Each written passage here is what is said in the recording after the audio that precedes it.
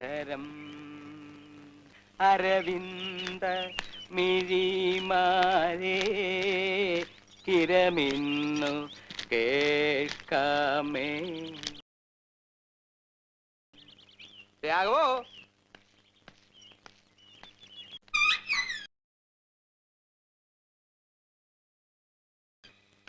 രാഘവ, അപ്പോ ഇന്നും നീ ഈ പണി തീർക്കില്ല അല്ലേ രാഘവ?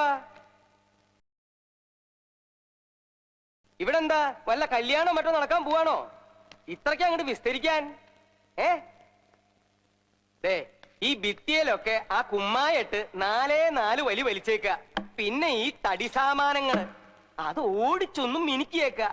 ഇത്രയല്ലേ ഞാൻ നിന്നോട് പറഞ്ഞുള്ളൂ. അതിന് നീ ഈ കുമ്മായവും കോലും ആയിട്ട് ഇതിനകത്ത് കേറിയിട്ട് ദിവസം എത്രയായി?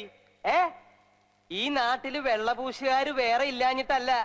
മാടമ്പിള്ളി മേടയില് യക്ഷിയുണ്ട്, മാടനുണ്ട് എന്നൊക്കെ പറഞ്ഞു നടക്കണ പേടിത്തൂറികള് കാലുറപ്പിച്ച് ഇതിനകത്ത് കുത്തില്ല. നീ ധൈര്യമായിട്ട് ഇങ്ങോട്ട് വന്നു, ഞാൻ ധൈര്യമായിട്ട് നിന്നെ അങ്ങോട്ട് ഏൽപ്പിച്ചു. അതിന് നീ ഇപ്പൊ എന്നെ എങ്ങനെ മുടിപ്പിച്ചേ അടങ്ങൂന്നൊക്കെ പറഞ്ഞാൽ അത് വലിയ ബുദ്ധിമുട്ടാ. രാഘവോ, കൽക്കട്ടയിന്ന് ശാരദാമ്മയൊക്കെ ഏത് നിമിഷവും കേറി വരാം. അപ്പോഴും നീ നിന്റെ ഈ കോലുമായിട്ട് ഇവിടെ നിൽക്കാൻ തന്നെയാണോ ഭാവം?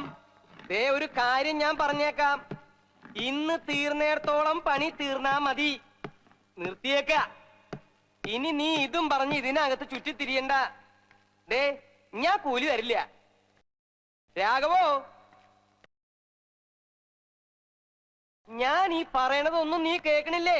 ഇവൻ എവിടെ പോയി കിടക്കുക? ഒളിച്ചിരുന്ന പെയിന്റ് അടിക്കണേ. രാഘവോ, രാഘവോ, ഗോപാലകൃഷ്ണ, അയ്യോ!